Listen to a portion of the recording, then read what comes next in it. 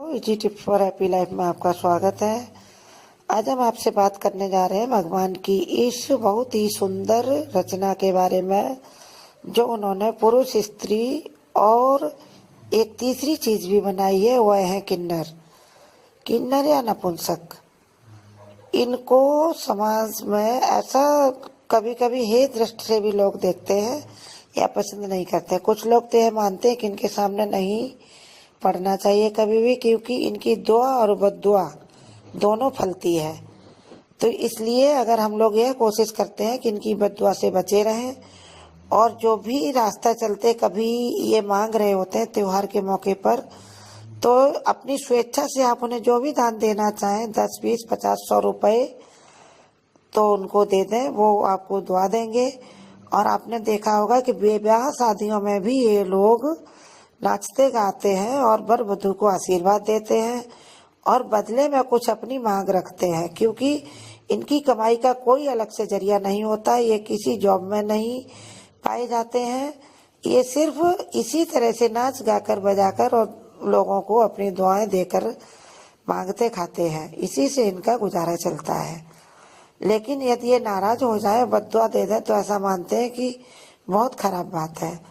और अगर खुशी से ये जो आपने उनको दान दिया है, उसमें से ये आपकी झोली में या आपके उसमें हाथों पे वापस कुछ रखते हैं आशीर्वाद स्वरूप, तो ये बहुत ही असरकारी होता है। आप ये समझ लो कि उससे आपके दिन बदलने शुरू हो जाते हैं और आप मालामाल होने की तरफ चलते हैं। उनसे अगर आप 1 रुपया मांग लें, पहले तो वो देते नहीं, यदि दे दें तो आप उस रुपए को एक हरे कपड़े में बांधकर अपने पर्स में रख लें। अगर पर्स में न रखना हो तो आप अपनी तिजोरी में रख सकते हैं, जहाँ ये सुरक्षित रखा जाए। यदि आप दुकानदार हैं या बिजनेसमैन हैं तो आप इसे अपनी दुकान की गोलक या गल्ले में रख सकते हैं, जिससे उसकी बरकत बनी रहेगी और आपका बिजनेस बहुत ही जोर से चल पड़ेगा और आप मालामाल हो जाएंगे।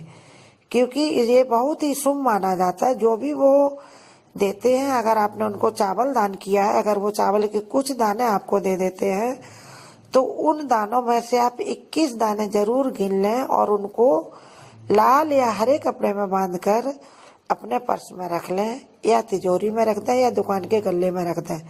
उनका दिया हुआ वापस ये अन्न भी बहुत शुभ माना जाता है। एक और मान्यता के अनुसार ये कहा जाता है कि जो लोग बच्चे चाहते हैं और बहुत दिनों से उनके घर में बच्चों की किलकारियां नहीं गूंजी हैं, तो वह एक गुड्डा या गुड़िया दुकान से खरीद लाए और किन्नर जब कभी उनसे उनकी मुलाकात हो तो वह उनको दे दें और साथ में उनको कुछ दान भी दें।